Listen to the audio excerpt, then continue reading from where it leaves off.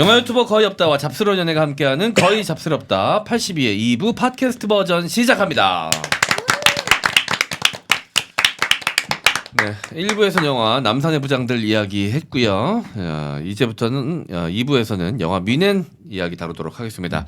자, 1972년 뮌헨 올림픽 참사를 소재로 한 작품이고요. 스티븐 스필버그 감독의 작품입니다. 그리고 정민여 씨가 에릭 바나를 좋아하나? 좋아해요. 근데 여기서 되게 매력적인 것 같아요. 이 영화에서. 네. 트로이에서는 뭔가 모범생 같은 느낌이어서 매력이 안 느껴졌었는데 네. 여기서 되게 섹시하더라고요. 네. 잠자리 하면서 이렇게 땀 많이 흘리는 사람 괜찮아요? 괜찮아요? 마지막에는 괜찮아요? 통 집중을 못하더라고 그분이. 텅 빈 영혼으로. 보통 그렇게 생각이 딴 데가 있으면 죽기 마련인데 네. 또 거기는 따로 살아있나 봐요. 근데 오래 할 수 있잖아. 그러면 감정이 절제되면서 전 잘 모르겠네요. 그의 생각이 어떤지는 관심 없고 내가 오래 즐길 수 있으면 그럼. 장땡이다. 네. 자, 다니엘 크레이그도 출연을 합니다. 제가 전에 잠깐 이야기했었는데 다니엘 크레이그가 여기서 그렇게 매력적이지 않아요. 네. 사실 그냥 잡놈으로 나오죠. 네. 역시 그때 좀 뭐라고 해야 되지? 짠했어요. 나의 007이 갑자기 노래 부르니까 입 닥치라고 얘기하니까 입 닫아라고 했나? 차에서 노래 부르니까 노래 부르지 말라고 그런 아재로 갑자기 나오니까 너무 다르잖아 007이랑. 그리고 헤어스타일도 네. 그때 유행인지 모르겠지만 유럽 너드컷을 했어요. 맞아. 되게 머리숱 없어 보이는 헤어스타일이야. 약간 돈 없어서 미용실 못 가는 헤어스타일이죠. 그런 네. 느낌이었어. 자, 그랬습니다. 네. 자, 뮌헨 줄거리 소개는 손문선 씨가 해주시도록 하겠습니다. 네. 이 영화는 1972년 뮌헨 올림픽 참사가 배경입니다. 팔레스타인의 무장 조직이죠. 검은 구월단이 요 올림픽이 한창 열리고 있을 때, 이 축제 분위기일 때 올림픽 선수촌에 몰래 침입을 해서 이스라엘 선수단 11명을 인질로 붙잡고 팔레스타인 포로 234명의 석방을 요구했던 사건이죠.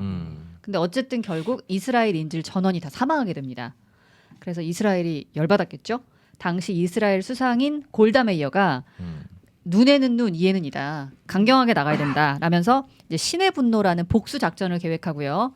뮌헨 테러의 배후라고 알려진 11명의 팔레스타인 명사들을 암살하는 작전입니다. 이거는 다른 나라에 각자 흩어져 있는 사람들이었었잖아요. 마음대로 가서 죽인다는 것 자체가 이 작전 전체가 그냥 어떤 나라와 나라 간의 신뢰 관계를 완전히 무시하는 작전입니다. 그렇죠. 네. 뭐 국제법 같은 거는 내세우지 않더라도 일단 그렇잖아요. 뭐 일본 야쿠자가 우리나라 와가지고 지네 조직 막 경쟁자를 막 칼로 막 쑤셔 죽여. 그럼 우리를 우습게 보고 있다는 거잖아. 그렇죠. 굉장히 자존심 상하는 일인데 이스라엘은 처음부터 그걸 알고 이제 강공으로 나간 거죠. 네.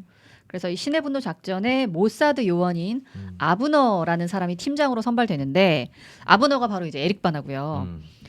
이게 이제 지금 거업이 얘기한 것처럼 절대로 표면에 드러나서는 안 되는 작전이고 또 유사시에는 이스라엘이 배후다라고 알려지면 큰일 나잖아요. 그래서 아브너는 작전에 투입되는 순간부터 모사드 소속 아니고 군인도 아니고 그냥 민간인 신분이 돼요. 네. 네, 그래서 이렇게 위장된 팀으로 아브너하고 팀원인 스티브가 다니엘 크레이그입니다. 네. 그리고 폭탄 제조 담당인 로버트, 문서 위조 담당인 한스, 그리고 마지막으로 뒤처리 담당하는 칼까지 네. 5명이 한 팀이 돼서 이 타겟들을 하나씩 제거해 나가는 그런 과정을 보여줍니다. 근데 누가 어떻게 제거되는지 그 순서 뭐 과정 이런 거는 제가 자세히 소개를 하지 않겠습니다. 네. 너무 길기도 하고 영화를 이제 보면 나오니까. 그렇죠. 네. 뭐 그렇게 중요하지 않아요. 그리고. 누구를 죽였는가는 중요하지 않아요. 네. 과정이 중요한 거죠. 네. 다만 이제 이 영화에 조금 남다른 시선을 말하고 싶은데 보통 이제 다른 영화에서는 첩보나 요원 같은 사람들이 나오면은 굉장히 능숙한 킬러잖아요. 근데 이 영화에서는 아브너를 비롯해서 이 작전에 투입된 사람들이 굉장히 평범한 사람들이라는 맞아. 걸 보여주는 게 좀 특이했던 것 같아요. 네. 나사가 하나씩 다 빠져 있죠. 아니 그게 오히려 현실적일 것 같아요. 처음이니까. 처음이죠. 아니 우리나라 국정원 요원도 청소부한테 걸리잖아. 그럼요. 물론 그게 더 좀 유독 좀 바보 같은 짓이긴 했지만 실제 작전 투입 경험이 그렇게 모든 요원들이 다 많지 않을 거란 말이지. 모두가 남궁민처럼 하진 않아요. 근데 오히려 남국민 같은 요원이 없을 거야 아마. 나국민처럼 몸 키우면 단박에 걸리겠죠. 바로 너무 걸리죠. 눈에 띄어. 네. 그리고 심지어 그 상대편 제거 명단에 오른 타겟들도 뭐 완전히 악인이거나 완전히 테러범의 모습보다는 그냥 맞아. 똑같이 좀 평범한 사람으로 보여줘요. 네. 그래서 약간 객관적인 이런 시선을 유지하고 있습니다. 예를 들자면은 첫 번째 제거 인물은 로마에서 책을 내고 낭독회를 열거든요. 네. 그리고 집에 돌아가다가 그냥 마트 들려서 뭐 와인도 좀 사고 고기도 어. 좀 사고 이러다 죽어요. 엘리베이터 앞에서. 예, 총으로 쏴 죽이는데 암살팀도 처음이라서 막 긴장하고 서툰 모습들이 보이죠. 같은 얘기만 반복하죠. 우리가 왜 왔는 줄 아나? 어. 우리가 왜 왔는 줄 아나? 그리고 너 누구 맞아? 너 누구 맞아? 이거만 계속. 난 그래서 처음에 아니 저 사람 아니겠다라고 생각했거든요. 그리고 두 번째 제거 인물인 이제 마흐무드 함샤리였는데 이 사람은 전화기에다가 폭탄을 네. 몰래 설치해가지고 암살 계획을 세우는데 처음에 딸이 봤죠 이 사람의. 어. 그러니까 딸이 받는 걸 보고 너무 깜짝 놀래가지고 아브너하고 칼이 막 전력질주해가지고 와서 폭탄을 터뜨리지 못하게 막는 약간 뭐 그런 인간적인 모습들도 좀 보여주고. 네. 원래 처음에 작전 투입될 때부터 그 타겟인 사람 외에는 절대 민간인이 죽거나 이러면 안 된다라고 이제 이야기를 전달받죠. 그리고 폭탄도 계속 터지는 범위가 달라져요. 막 한 번은 너무 작게 터지고 한 번은 막 크게 터지고 왜 이래? 그래서 알고 보니까 폭탄 제조자가 나중에 고백하죠. 네. 나 폭탄 제조할 줄 모른다고. 나 해내하는 일이라고. 해체 전문가죠, 해체 전문가. 되게 평범하고 인간적인 그런 모습들을 보여줘요. 자동차 정비공을 데려다가 자동차를 만들라고 한 거예요. 네. 아니지 철거 용역 하시는 분 건축하라 그런 거지. 그렇지. 그래서 뭔가 이제 뭐 종교나 국가 이런 큰 틀 안에서 적으로 나눠져 있는데 사실 그 개개인의 일상으로 들어가면은 하등 서로 네. 똑같은 사람들이다. 하등 적일 이유가 없다. 이런 걸 좀 보여준 것 같았고요. 자 그러다가 아브너는 프랑스인 정보상 루이라는 인물이 나오는데 이 루이한테 돈을 주고 암살 목표들의 정보를 얻는데 루이는 어떤 인물이냐면은 특정 정보를 위해서 일하는 것만 아니면 누구에게든 정보를 파는 인물입니다. 네. 이러다 보니까 중첩이 생겼어요. 그렇죠. 네, 기가 막힌 일이 벌어지죠. 루이가 실수한 건지 의도한 건지 정확히 영화에서는 나오지 않습니다. 근데 예약을 중복으로 잡아가지고 아테네의 어느 안전가옥에서 아브너 암살팀하고 이 피에로라고 팔레스타인 해방기구 정확히 반대에 서 있는 애들이죠. 피에로 조직원들이 같은 날 마주치게 되는 거예요. 그러니까 서로 적인 거예요. 그렇죠. 서로 서로 적이지. 완전 루이가 적인 거죠. 장난질한 거지. 그런가? 아, 장난이었다. 가서 다 뒤져라고 얘기 생각했을 수도 있어요. 네, 왜냐하면 양쪽에서 자꾸 돈을 받으니까 왔다 갔다 하면서 서로 간첩질이 되잖아. 이러다 내가 죽을 판이요. 아. 너 왜 씨발 우리 상대방한테 왜 정보 넘겼어? 이러고 총으로 갈겨버리면 어떡해. 그러니까 아예 거기 몰아넣어서 사이좋게 싸우다 다 뒤져라 이렇게 한 건데 뜻밖의 기지를 발휘해가지고 아무도 안 죽죠 그렇죠. 거기서는. 네. 그래서 우리 너희랑 적대 관계 아니야. 우리 다른 그 뭐 약간 유럽 공산주의자야. 이렇게 둘러대가지고 같이 하룻밤을 묵으면서 또 자연스럽게 친해지는 모습도 그려지고요. 네. 그리고 이때 아브너랑 피에로의 리더인 알리가 나눈 대화가 잠깐 나오는데 알리는 아브너가 유대인인 걸 모르니까. 네. 독일인인 줄 알지. 네, 그래서 너네는 우리 마음 모른다. 너 집이 없다는 게 니네 어떤 마음인지 아냐 이런 얘기를 하는데 사실은 아브너는 직접 그 세대는 아니지만 아브너의 부모님 세대가 그 유대인들이 마찬가지 상황이었잖아요. 네. 똑같이 집이 없었던. 그래서 사실은 너네 같은 마음이다. 이런 거를 관객들한테 좀 보여주는 장면이었던 것 같습니다. 네. 근데 이게 독일이라고 착각하기에는 에릭 바나가 너무 유태인처럼 생겼어요. 누가 뭐- 시대 보정이 필요하거나 네. 아니면 상대적으로 상대 안목이 굉장히 현저히 낮아야 됩니다. 그렇지. 시력이 한 0.1 정도밖에 안 돼야 됩니다. 네. 여기서 우리 007은 또 라디오 가지고 싸우고 앉아 있죠. 아, 나는 그 얘기 짜네. 나는 그래서 뭐 할 줄 알았단 말이야. 나와서 마음이 아프다. 이런 거 할 줄 알았단 말이야. 그 007 라디오 게임 같은데. 카지노 게임 이전에. 약간 펑키한 음악으로 또 합의를 보죠. 네, 맞아요. 사실을 보죠. 안 사실은 줄 알았는데. 싸울 깡도 없었던 거예요 거기서. 네. 네, 어쨌든 이렇게 좀 암살 작전이 계속 이어지고 한 거의 2년 넘게 이어지는 것 같았어요. 그래서 타겟을 제거해도 뭔가 새로운 더 악랄한 인물이 또 그 자리에 올라오고 네. 이런 일들이 반복되니까 팀원들이 점점 스트레스가 쌓이고요. 게다가 이제 역으로 팀원들이 타겟이 돼서 하나씩 제거되어 가는 상황이 발생합니다. 처음에는 칼이 호텔에서 그 미녀한테 네. 살해당하고요. 그리고 이어서 로버트는 혼자 폭탄 작업하다가 폭발 사고로 죽고 한스는 공원 벤치에서 칼에 찔려서 죽은 채 발견되고 이러죠. 살아남은 팀원은 아브너랑 007 스티브 둘뿐입니다. 네. 여기서 이제 다니엘 크레이가 굉장히 과격하고 무식한 그러니까 한마디로 약간 뭐랄까 인종차별주의자라고 보시면 될 거예요. 이스라엘의 목숨 말고는 다른 목숨은 관심 없다라고 대놓고 말하는 사람이잖아요. 네. 근데 그런 인간이 마지막까지 살아남는다는 게 되게 아이러니하죠. 네. 근데 마지막에 어떻게 됐는지도 안 보여주고 그냥 영화가 끝이 나잖아. 그 작전에서는 살아남은 것 같았어요. 살아남았는데 마지막 이후에 어떻게 됐는지는 아브너 나와요. 이야기만 보여주기 때문에 스티브가 어떻게 됐는지는 표현되지 않아요. 영국으로 넘어갔다고 해요. 007 하러 거기 시험 보러. 각성해가지고. 네. 야 보니까 쟤 무식하게 잘 죽인다 야 이러고. 네. 근데 아브너가 이때부터 이제 불안장애 같은 거에 시달리죠. 모든 게 다 의심되기 시작하고 그래서 방 안에 매트리스 다 찢고 뭐 TV 분해하고 본인들이 했던 걸 다 해봅니다. 그때가 제일 관객으로서 힘든 순간인 것 같아요. 맞아요. 다 그 감정이 충분히 이해가 되잖아. 그럼요. 지금까지 자신이 쌓았던 업을 그대로 받는 순간이기 때문에 자기가 했던 그 암살 작업을 그대로 다 확인을 해야죠. 검토해 보잖아. 그 작업을 하는데 와 너무 힘들더라고. 진짜 그러면 잠이 안 오겠지? 못 자죠. 불안해서. 못 자죠. 그럼 한숨도 못 잘 것 같은데. 그래서 왜 전혀. 장롱에서 잔다는 말이 있잖아요. 영화 중에. 근데 실제로 진짜 자기가 나중에- 옷장에서 자잖아. 옷장에서 자죠. 그리고 나도 나지만 가족. 내 가족들한테 혹시라도 손댈까봐 그게 얼마나 불안할 거야 진짜. 그냥 옆에 차만 지나가 서행하는 차만 봐도 바짝 긴장하잖아. 애기 안고 지나가다가. 그러니까. 뭔가 잘못한 일 있으면 누가 그냥 쳐다보기만 해도 불안해. 맞아요. 그래서 결국 뭐 이제 스티브랑 아브너가 마지막 타겟은 못 죽이고 이제 아브너 혼자 고국으로 돌아오는데 이 장면도 되게 허무했어요. 이제 얘는 모사드 소속도 아니고 군인도 아니니까 돌아와도 포상도 치아도 없어요.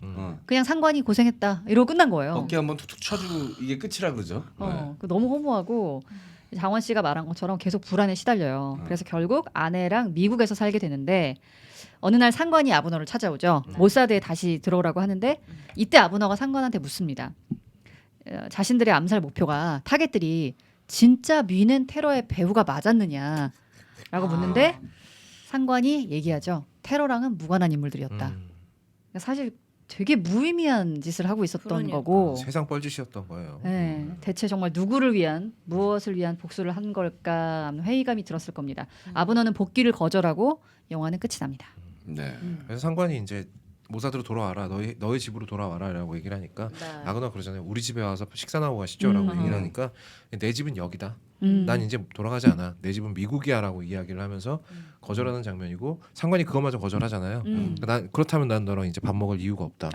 라고 서로 거절하는 장면이죠. 처음에 이 영화 봤을 때 제가 좀 어렸었거든요. 그래서 약간 긴장감 넘치는 암살 작전 얘기인가 보다. 이러고 봤다가 굉장히 크게 실망했던 기억이 있어요. 그지 그런 생각으로 보면 정말 뭐 실망스럽지. 이따위야? 뭐 씨발. 첫 장면부터 네. 사실은 이제 그 과일이랑 이렇게 흰 백에 한 바구니 이제 채소 같은 거 이렇게 감싸고 있잖아요. 그래서 총 손으로 내리잖아요. 만약에 정통 뭐 암살이나 요원극이었으면은 그때 총을 탁 쳐서 뺏고 이 새끼 죽이고 나서 죽이고 나서 너 누가 보냈어 요런 거 됐을 때 얘가 걸렸으니까 이빨 깨물어서 청산거리하고 자살하는 요런 게 우리가 생각하는 정통 이제 그런 거잖아요. 그렇죠. 총으로 막 이러고 하고 야 맞다잖아 옆에서 이러고 하고 앉아 있으니까 맞아? 얘가 지를 맞다잖아 이렇게 하고 앉아 있으니까 마지막 방아쇠 당기는 그 순간까지도 자기가 죽여야 될 타겟이 이 사람이 많은가에 대해서 확신이 없어. 없어. 그냥 쏘는 거야. 맞아. 겁먹어서 쏘는 거야. 겁먹어서. 그리고 이제 자기 머릿속으로 상상하던 인물하고 너무 다른 거야. 맞아요. 검은 9월단의 실세인데 음. 뭐 세상 사람 좋게 봐. 그러니까. 사람들 앞에서 막 시 이렇게 읽고 있고 누가 봐도 문인이잖아 이 사람은. 그리고 막 이렇게 혼자 장 보고 와서 누가 봐도 그냥 혼자 사는 호랩이에요. 맞아요. 얘 죽여서 뭐해? 그렇게 그러니까 된 거지. 이게 이스라엘 그 지도부 입장에서는 뭔가 그냥 뭔가 이 먹잇감이 필요한데 네. 얘를 죽였다라는 뭐 상징적인 의미가 필요한데 근데 이제 그 다 찾아내기가 너무 힘들잖아 사실. 네. 그러니까 그냥 허위로 세워서 그냥 죽였다고 하고 그렇죠. 그냥 자위하는 거지. 그냥 유명인이죠. 어. 유명인. 그리고 사실 검은 9월단과 관련된 사람들이 진짜 죽어나가면 온 세상이 다 알 거 아니야. 야 이거 네. 모사드가 그런 거네. 이럴 거 아니에요. 왜 죽었는지 모르겠지만 누가 죽였는지 너무 뻔한. 어. 그래서 예전에 이제 모사드가 그 뭐죠 히틀러 밑에서 충성했던 그 충복들 있잖아요. 충복들 찾아서 가서 이제 무조건 그 나라 허락 안 받고요. 미국으로 숨어드는 사람들이 많았거든요. 네. 히틀러에서 뭐 가스 뭐라 그래 그거 저기 나치 수용소에서 아.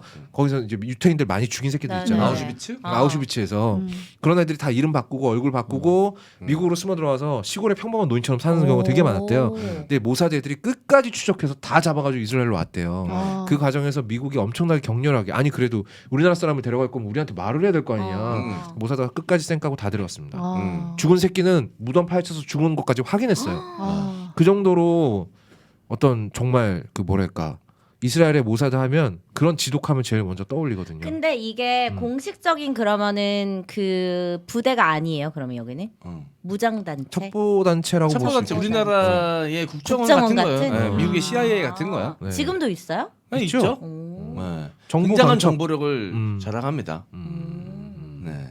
근데 아마 그게 그 나치들 잡아내고 뭐 이러면서 그때 이제 깔아둔 게 있으니까. 그때 쌓아둔 정보력과 스킬이 나름 상당할 거예요 아마.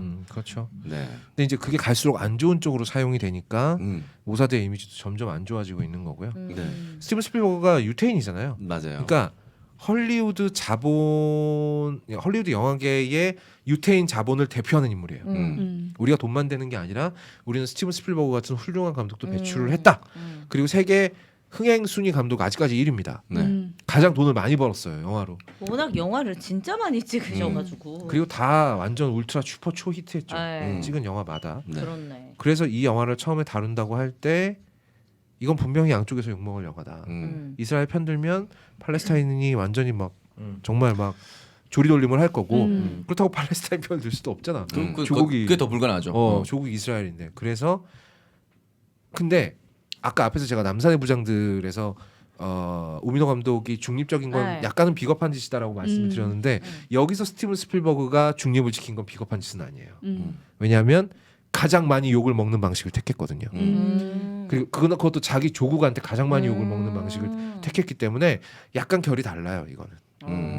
근데 이 팔레스타인이랑 이스라엘은 왜 언제부터 왜 이렇게 사이가 안 좋아진 거예요? 제가 존나 써먹기 좋은 힌트를 하나 드립니다. 어. 뭔가 세계사에서 끔찍한 일이 벌어지잖아요. 그럼 이게 다 영국 때문이다라고 하면 다 되는 이거 정답률에 인터넷 밈이에요. 가까운 네. 거예요? 한 80%는 맞아요. 영국? 진짜. 네. 왜요? 영국이 세계 2차 대전 마치고 퇴각하면서요. 네. 이스라엘하고 팔레스타인을 한 곳에 몰아넣고 나왔어요. 그게 무슨 얘기죠? 내가 말한 대로예요. 아니 2차 대전이 끝나고 나서 네. 아니 우리가 한 땅덩어리에 넣었다고요? 걔네들이 한 땅덩어리에 있는데 원래 거기 누가 살던 데인데요? 원래 그거를 킹덤 오브 헤븐도 봤잖아요. 네. 아주 예전부터 그 땅덩어리가 각자의 성지이고 그랬기 때문에 서로 그 영토 분쟁이 늘 있었어요. 늘 아주 오랜 기간 동안. 그러니까 여기에 땅의 주인은 누구다라고 딱 집어서 얘기할 수 없어. 예수가 태어난 곳이기도 하고 그래서 이슬람의 성지이기도 하고 네. 유대인들의 성지이기도 하고 뭐 그렇게 여러 가지 정치적 종교적 의미가 갖고 있는 지역이기 때문에 네. 계속 분쟁이 있었던 거지. 근데 이제 유대인들이 전 세계에 흩어져 살고 있었는데 네. 미국이나 영국의 기득권층 중에 유대인들이 굉장히 많아요. 그래서 정치적으로 좀 영향력을 발휘할 수가 있었지. 그러니까 옛날에 수백 년 전에 수천 년 전에 우리 조상들의 땅이니까 우리 지금 유대인들이 가서 살겠다 그러면서 어떻게 보면은 들어가서 산 거지 또 다시 빼앗고 그 땅을 빼앗아서. 그리고 빠져나오면서 원래 거기 살던 팔레스타인 입장에서는 그럼 그게 지금 어느 땅이죠? 대부분은 이스라엘이 차지하고 있고요. 팔레스타인 사람들은 가자 지구에 갇혀 있어요. 거기가 방벽으로 다 둘러쳐져 있어요. 마치 트럼프가 멕시코 그 방벽 만든 것처럼 네. 방벽으로 싹 둘러져 있고 팔레스타인 사람들은 점점 세력이 줄어가지고 그 안에 갇혀 있습니다. 그리고 근데 되게 이스라엘이 맨날 거기를 폭격하죠. 되게 의문인 게 네.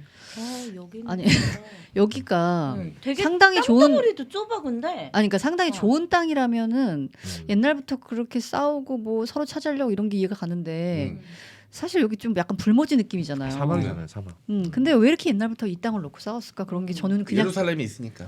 아니, 그러니까 그 예루살렘이 성지가 생긴 것도 저는 그러니까 뭐 어쨌든 사람이 있고 그 위에 뭔가 히스토리가 생겼다고 생각하니까 뭔가 이야기가 더 씌워졌다라고 생각하면은 좋은 땅에다가 그거를 만들어야지 서로 막 싸울 이유가 생기는데 불모지에다가 왜 하필 저렇게 했을까? 뭐 그런 생각들을 하게 되더라고요. 네. 개인적으로는. 팔레스타인하고 이스라엘은 서로 물러날 데가 없는 게 여기서 우리가 빠지면 갈 데가 없어요. 그러니까 에릭 바나가 여기서 얘기를 하잖아요. 야, 그 사막하고 돌덩이밖에 없는 땅을 니네가 꼭 가져야겠니? 그러니까 팔레스타인가 그러잖아. 너는 씨발 집이 있으니까 그런 소리를 하지. 우린 여기 뺏기면 집이 없어. 국토가 없는 나라가 되는 거야. 이러니까 물러날 수가 없는 거죠. 서로. 그 군대 생활 해보면 네. 이제 훈련 받는다면서 이제 바깥에서 야영하고 이럴 때가 있어요. 그럼 너무 불편하잖아. 근데 거기서 이제 일주일, 2주일 있다 보면 거기가 집이잖아. 거기에 들어갔을 때 안도감을 느껴요. 또 적응하죠. 잠깐 며칠 있으면. 그러니까 내가 집이라는 개념이 그런 것 같아. 불모지이고 아니고는 이제 두 번째 문제고 내가 거기를 집이라고 생각할 수 있을 만한 충분한 명분과 이유가 있느냐. 근데 모두에게 그 명분과 이유가 있는 거지. 그러니까 그걸로 싸우는 거고. 그리고 서로 뺏겼다고 생각하고 있어. 아. 원래 내 거였는데 저 새끼들 뺏어간 거야. 어. 그러니까 이거 도저히 용서가 안 되는 거죠. 네. 어. 그러니까 옛날 우리나라 고구려 땅 찾기야 같은 느낌으로.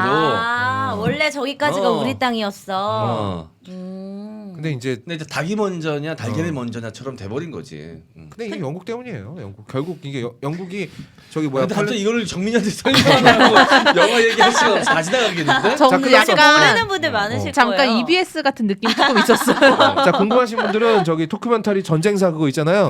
그거 보세요. 거기 보면은 중동 전쟁 1차, 2차, 3차 다 정리돼 있습니다. 그거 보시고 오세요. 그 앞에 이제 십자군 원정 전쟁까지 가야 되니까 사실 이거는 워낙 오래된 반목이어가지고. 그거는 킹덤 오브 헤븐 보시고요. 다 합쳐서 한 5시간 정도만 투자하시면 다 볼 수 있겠네요. 네. 근데 저는 이 영화를 보면서 네. 좀 여러 가지 감정이 들었는데 예, 힘든 감정 중에 하나는 그거였어요. 우리나라와 일본과의 관계를 생각했을 때 우리나라와 일본도 늘 반목하고 반일 감정이 꽤 엄청나게 그쵸. 심하잖아요. 그들과 비교는 할 수 없겠지만 근데 우리는 이렇게 번민할 만큼 복수해보지도 못했어. 그치. 제대로 된 이 일제 청산을 우리는 단 한 번도 해본 적이 없잖아. 그래서 우리랑 또 입장이 너무 다른 거야. 그 생각이 나는 계속 들면서 솔직히 이 복수는 복수를 나눈다라는 주제잖아요. 사실 가장 쉽게 이야기하면 이 영화의 주제는. 네. 근데 그걸 그대로 받아들이기에는 또 우리나라의 상황에 대입을 하면 복수는 복수를 나눈 만큼 우리가 복수를 해본 적이 있나? 제대로 된 일제 청산을 한 적이 있나? 이 생각을 하면 또 그건 아니다라는 생각에 좀 머릿속이 복잡해지더라고. 그러니까 우리가 직접적으로 일본하고 싸울 필요까지는 없지만 일제 잔재는 아주 잔인하고 혹독하게 청소를 해버렸어야 되는데 그건 이제 이럴 때는 누구 탓을 하면 되냐 그러면 이승만 탓을 하면 돼요. 그럼 100% 맞아요. 이승만 개새끼 때문에 그런 비슷해. 거의 잡스럽다의 악플은 다 거업 탓하면 되거든. 그렇지 과학이지. 이건 과학 사이언스. 네. 자. 손문선이나 작가도 지분이 좀 있는데 얘한테 비할 바는 아니거든. 그 요즘에 이제 M장 욕하는 신진 세력이 좀 있어요. 그건 어디에나 있어. 신진 세력. 분들이 좀 있는데. 근데 그 세력은 좀 약해. 아. 약해. 기운 내시기 바랍니다. 당신은 소수가 아니에요. 우리 모두 마음속으로 응원하고 있어요. M장 얘기인데 M장 이렇게 많아지면 이 채널이 안 되는 거 아니야? 괜찮아. 근데 그래서 그 김구 선생도 살아 있을 때 그 미국 OSS로부터 군사 기술이나 이런 걸 받아서 국내 진공 작전을 펼치기 직전에 어떻게 보면은 이제 일본의 무조건적인 항복 때문에 강복이 된 거잖아요. 그래서 굉장히 아쉬워했다는 얘기 뭐 팩트입니다. 한번 밀어서 내가 전쟁으로 맞아. 조졌어야 되는데라는 거를 못내 아쉬웠다고 하더라고요. 리틀 보이가 너무 셌어요. 핵폭탄 이름이에요. 히로시마 나카사키에 떨어진 거. 그래도 지금은 우리가 더 잘 살잖아. 그러니까 대승적인 차원에서 보면 그런 식으로 이기는 게 역사적인 차원에서 보면 훨씬 깔끔한 승리긴 하지. 네. 그리고 만약에 우리가 일본하고 영토가 겹치는 지점이 있었다면 우리도 이스라엘 팔레스타인 못지 않았을 거예요. 그랬을 것 같아. 우리도 아마 작은 교전은 크고 작은 교전이 있었을 거예요. 아니면 이제 국가 대 국가의 개념으로 그렇게 보면 그렇지만 우리나라 안에서의 친일 청산이 안 됐기 때문에 지금까지의 뭐 이런 기득권 세력, 보수 세력 사실 그 뿌리는 친일 세력이고 그 이런 정치적 반목 같은 것들이 많이 다른 양상을 띌 수 있었거든. 근데 이제 그런 것들까지 생각하면 되게 복잡한 거야. 알겠어. 그 니들끼리 서로 복수의 복수를 거듭하다 보니 서로 깎여가는 인간성을 마주하게 되면서 여러 가지로 번민하게 되고 과연 이게 옳은 것인가에 대해서 계속해서 이제 되뇌이게 되고 그런 상황 알겠는데 우리는 그럴 만큼도 해본 적이 없는데라는 생각을 하게 되더라고. 저는 이 영화가 약간 학습된 혐오에 대한 영화라고 생각했거든요. 저는 남북 상황에다 오히려 대치를 해봤었어요. 근데 우리가 어렸을 때 나만 해도 어렸을 때 반공 만화 영화 많이 보면서 자랐어요. 또리 장군 같은 거. 거기 보면 북한 사람들 다 돼지예요. 돼지가 그쵸. 군복 입고 있어. 모자 쓰고 돼지하고 있고. 뭐 약간 네. 승냥 이런 것도 나왔던 것 같은데. 승냥이. 아무튼 혐오감을 주는 동물들을 다 모아놨어. 네. 그런 방공 웅변 대회 항상 나가면 제가 항상 나가죠. 1등, 2등, 3등 중에 원고는 늘 똑같아요. 원고는 늘 똑같아. 당장 북진하여 김정일의 목을 따고 아. 막 이거 김일성이구나 그때는. 머리에 뿌리 달린 줄 알았습니다.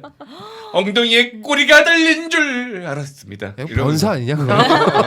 이렇게 하면서 네. 김일성 묘사를 이렇게 하는 거야. 악마화. 오. 잘 악마화 할수록 높은 등수를 받습니다. 그러던 시절이 있었지. 근데 보면은 지금 젊은 보수라든지 아니면 6.25 참전 용사라고 설치시는 분들 있잖아요.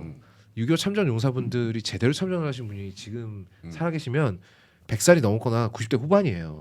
지금 참전 용사라고 죄송합니다. 설치시는 분들은 대부분 6.25 전쟁 때 깐난쟁이였거나 겪은 건 맞지. 마치 M장이 12.6을 겪었다고 주장하는 것처럼 그런 거예요. 근데 그게 어떻게 참전용사로 인정이 돼요? 왜냐면 그냥 그때 살아 있었다. 그럼 자기네들이 아. 주장하는 거잖아요. 주장이야 뭔들 못해. 50년 6.25니까 어. 50년에 태어났다 해도 지금 이제 70 한두 살. 네. 네. 근데 정도 참전하려면 되는 거죠. 20살은 됐을 그쵸. 거예요. 그렇죠. 학도병이 있다 해서 최소 15살까지 친다 하더라도 85세 정도는 그렇죠. 돼야 어. 하지 않을까. 그런데 그분들이 과연 북한에 대해서 무조건적인 혐오를 퍼붓는 건 그 사람들이 겪어서일까 아니면 교육받아서일까라는 생각이 드는 거죠. 여기 미넨에 등장하는 주인공들도 당장 이스라엘 전쟁이 언제였는데 그게 여기 내가 지금 저기 1948년이었었어요. 그 다음 세대잖아. 그럼 이거 학습된 혐오란 말이에요.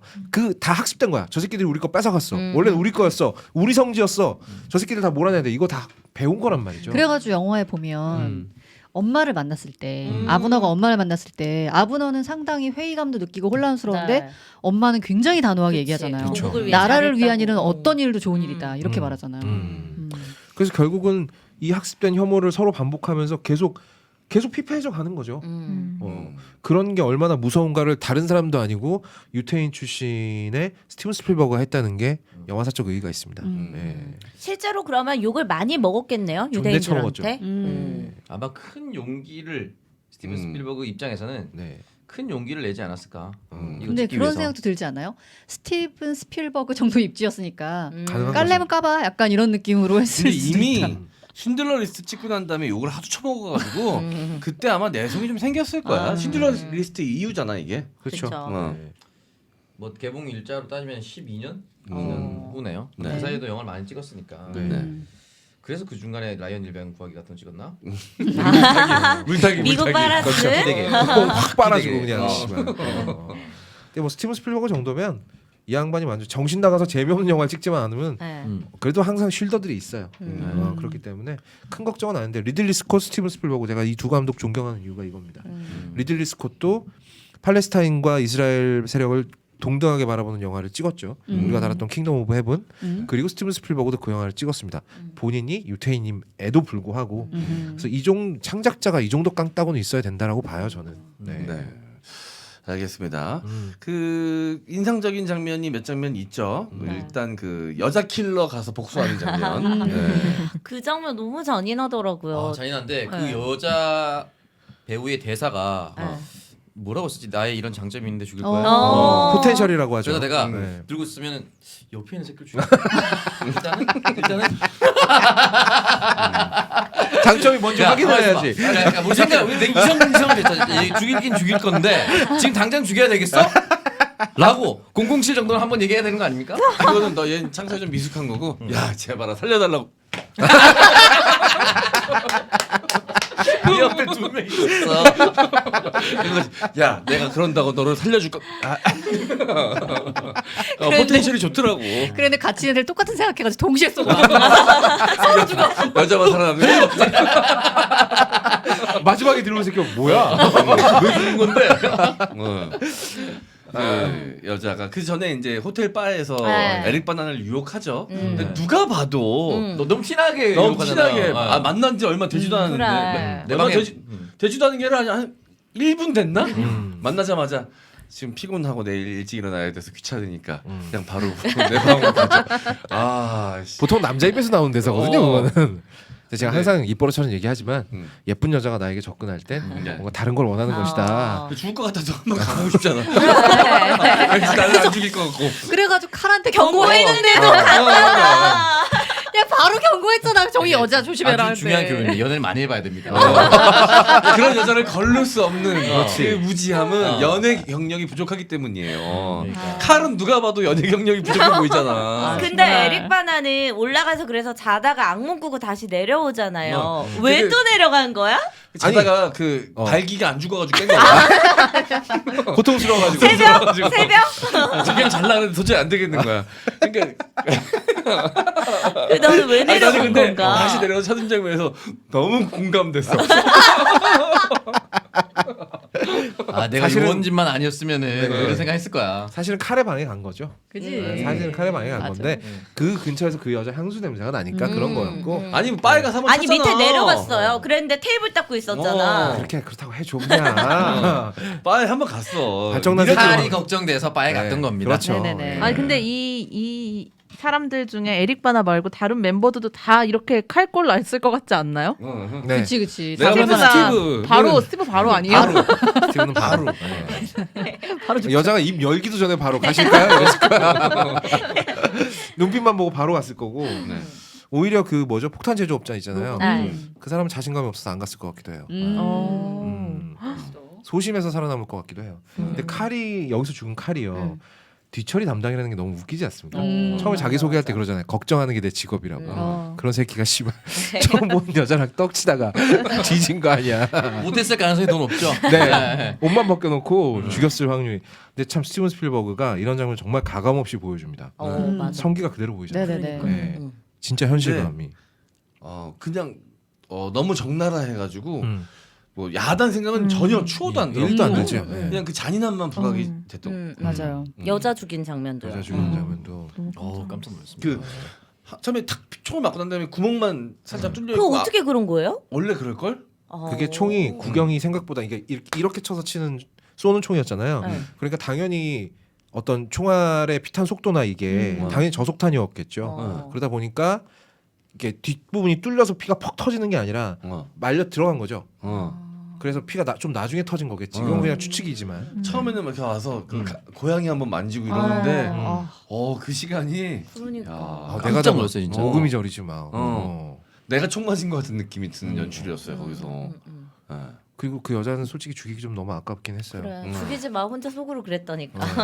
예, 그리고 나서 이제 그 덮어주지 않는 거에 대해서 이분어가 옷을 덮어줬잖아 살짝 나치였으니까. 치워버리잖아. 근데 누구지? 마지막에 옷 칼 맞고 치워버리- 죽은 응. 아재. 어. 그 벤치에서 칼 맞고 한스. 죽은 아재. 맞아. 한스가 음. 뭐하러 이런 년 덮어주냐고 그냥 놔두라고. 치워놓고선 나중에 또 후회하잖아. 후회하잖아. 그때 덮어줄 걸 계속 생각난다고 그 여자가. 그러더니 본인도 죽었지. 네. 예. 아마도 그러니까 처음에 작전할 때는 여자아이가 혹시나 사고로 같이 죽을까봐 막 전력 질주로 뛰어가지고 야 폭탄 터뜨리지 마 씨발 좆대 막 이러던 사람들이 나중에는 그냥 자기네들 복수하러 그냥 간 거잖아요. 그치. 그것도 나라에서 작전을 하고 준 자금을 빼돌려서 유용해가지고 예. 그냥 개인적인 복수하러 간 거잖아요. 그리고 점점 사람이 죽는 일을 신경을 안 써요. 어. 점점 변해가는 거고 자아 붕괴가 시작됐겠죠. 그때쯤 이미 뒤돌아보고서 생각해 보니까 아 씨발 그래도 그건 좀 너무했는데 하는 생각이 들기 시작했었을 거예요. 네. 이런 상황에서 버티기란 정말 쉽지 않겠죠. 맞아요. 네. 예, 여기서 이제 배드신이랄 게 이제 아내와 두 번의 배드신이 있습니다. 출산 전에 만삭의 아내와 사랑을 나누는 장면이 또 있어요. 네, 백사이드 좀 놀랐어요. 네. 그 장면은 가능해요? 가능하다고 너- 하죠. 그걸 내가 어떻게 합니까? 아니 임신 경험이 없는 사람도 아니고 아니, 임신해도 한해 좋다 그러던데? 적당히 하는 거 좋대요. 음. 네. 그러니까 너무 초반이랑 말기만 빼고는. 네. 말기. 말기. 죄송한데 암이 아니에요. 말기라뇨. 자기 자녀를 어떻게 생각하지? 살짝 드러나가는 것 같아서 너무 불편한데요? 아 너무 불편해요. 발자식도 아닌데 너무 불편해요. 만삭이라는 표현을 쓰죠. 네, 만삭이라고 하죠 보통. 출산임박 뭐 좋은 표현 많은데 말기라니요. 돈을 너무 잡아먹어. 젊은 날의 말기, 청춘 말기. 네, 청춘 말기. 아 괜찮네. 낳고 나면 청춘 사망인가요 그러면? 아니 엄마로서의 새로운 인생 시작됐지. 아 새로운 인생의 시작이구나. 네. 여기서 아마도 스티븐 스필버그가 니네들 지금 섹스씬 보여줄 건데 이거 야하다고 느끼지 마. 여자 좀 예쁘다고 야하다고 생각하지 마. 이거 그런 영화 아니야라고 경고하는 것처럼 보였어요. 배를 막 가운데 놓고 그리고 이 영화에 잔인한 장면도 되게 많잖아요. 근데 그 어떤 장면도 미화되어 있지 않습니다. 1도 맞아, 정말. 맞아. 네. 그 만삭의 섹스씬도 간만에 용각산 나오나요? 아니 그냥 그런 거죠. 용각산 기대했는데. 예를 들어서 어떤 곳으로 떠나야 되지 않는 상황이라면 안 했을 수도 있겠죠. 내가 떠나고 돌아오지 못할 수도 있는 그런 급박한 상황이니 그치. 그런 상황임에도 불구하고 무릅쓰고 하는 그런 상황을 연출하기 위해서 한 거지 부부의 러브를 표출하기 위해서 한 건 아닐 거 아니에요. 그렇죠. 네. 그렇네요. 그리고 그래서 이제 아내가 얘기도 하잖아. 맞아. 빨리 애 낳고 얼굴 보면서 하고 싶다고. 그리고 얘기하잖아. 저는 그 말이 좋았어요. 내가 기다릴 수 있을 만큼만 기다리겠다. 어. 그러니까 뭐 당신은 뭐 끝까지 막 기다리겠다 이런 말도 아니고 내가 할 수 있을 만큼만 하겠다 하잖아요. 대단한 겁니다. 사실 그 말은 어떤 상황에서도 거짓말이 안 되는 말이죠. 어. 다음 날 바로 돌아서도 난 기다릴 수 있을 만큼 기다렸어라고 얘기가 되잖아요. 내가 사전 무지했잖아. 구체적인 기한을 제시하지 않았으니까. 네. 그러면서도 되게 사려 깊은 척하는 멘트잖아요. 뭔가 강인한 멘트네요. 네. 뭐라고요? 강인한. 아 강인한. 되게 강인하잖아. 강인하네. 강인한 거 인정. 네. 네. 아니 왜 많이들 얘기했잖아요. 군대 갈 때 우는 여자는 못 기다린다고. 오히려 야 됐어 갔다 와 나 마음껏 놀고 있을 거야 이런 여자들이 기다린다고. 맞아. 저 맞아. 그래서 사귀던 남자 3년 그러니까 군대 어. 가기 전에 한 1년 사귀고 군대 가서 2년 정도 있고 그러고 네. 나서 한 1년 만났거든요. 네. 오히려 좀 편했어요. 군대 가 있는 그 시간이 매일 안 만나도 되고 이러니까 되게 좋더라고요. 네. 그래서 갔다 와서 다시 사귀었어요? 응. 다시 1년 사귄 정도. 게 아니라 계속 사귄 거지. 어. 아 계속 사귄 거구나. 사귀는 건데 중간에 이탈했다는 거. 장민자가 어떤 삶을 보냈을지 아세요? 아시는 것 같은데요. 아니 원래 사람 됨됨이를 보면 대충 보이지 않습니까? 죄책감이 전혀 없이. 내가 되게 지고지순해. 아닌 것처럼 보이지만. 다음 뭐지? 얘기해. 다들 이거. 차라리 내가 인성 좋다는 말을 믿겠다. 빨리 넘어가자. 빨리 넘어갑시다. 근데 그 다음에 이제 돌아와서 임무를 마치고 돌아와서 피폐해진 상태에서 아내와의 배드신이 한 번 더 연출이 됩니다. 네. 거기야말로 진짜 처절해요. 그렇죠. 그러니까 그 배드신이 너무 강렬해서 음. 이 영화를 극장에서 본 때는 꽤 옛날이잖아요. 그래서 다시 이 영화를 생각했을 때 사실 거의 생각나는 장면이 거의 없었는데 그 장면, 그다음에 그 여자 미인계 썼던 바에서. 여자 암살한 장면 이런 장면 정도였거든요. 그래서 그 마지막 배드신이 다시 보면서도 저 배드신은 꼭 필요한가?라고 생각하지만 그거밖에 기억이 안 남는 거 보면은 꼭 필요하다. 이 돌발 해석은 뭐야? 그러니까 사람이 적당히 하고 살아야 돼. 적당히 하고 살아야지. 그냥 그게 어떤 거야? 야 오늘 결혼기념일이잖아. 그러니까. 아니 그래서 다른 걸로는 저 어떤 그 허망한 감정을 텅 빈 감정을 다른 걸로는 좀 표현하기 어렵겠다 그런 생각도 들었거든요. 그렇잖아. 다른 어떤 걸로 그 정도로 보여줄 거야. 약간 그런 맞아요. 생각이 좀 들기도 했어요. 맞고요. 그 이제 그 장면에 붙어서 이제 마지막에 인질들이 사살되는 장면이 나오잖아요. 네. 저는 그 장면이 머릿속에 진짜 오래 남았거든요. 그러니까요. 왜냐하면 지금까지 내가 봐왔던 모든 총기류를 사용하는 영화에서 그 인질이 계속 인질범한테 얘기를 해요. 우리 죽이지 말라고. 우리 죽이지 말라고. 계속 얘기합니다. 얘 지금 몸이 아프니까 뭐 아무튼 뭐 우리 다 가족 있고 우리는 그냥 스포츠 선수일 뿐이니까 당신네들이 우리 죽여봐야 얻는 것도 없다. 우리 죽이지 말아라고 계속 얘기를 해요. 그런데 그렇게 쏴 죽여버린 영화는 처음이었었거든요. 맞아. 인질하고 어떤 유대감까지는 아니더라도 대화를 그렇게 했는데 그걸 보면서 방아쇠가 당겨진다고? 근데 또 인질범도 입장도 이해가 안 가는 게 아닌 게 같이 목숨 걸고 이 작전에 뛰었던 동료들이 저격총 맞아가지고 대가리 막 날아가고 있잖아요. 그 상황에서 누가 눈이 안 돌아요. 그러면 저 새끼들을 쏴 죽일 수는 없고 당장 눈앞에서 보이는 인질 소스밖에 없잖아. 그 상황이 너무 그게 배드신하고 교차 편집으로 들어가 있다는 맞아요. 거 그치. 자체가 네. 너무 충격적이었어. 네.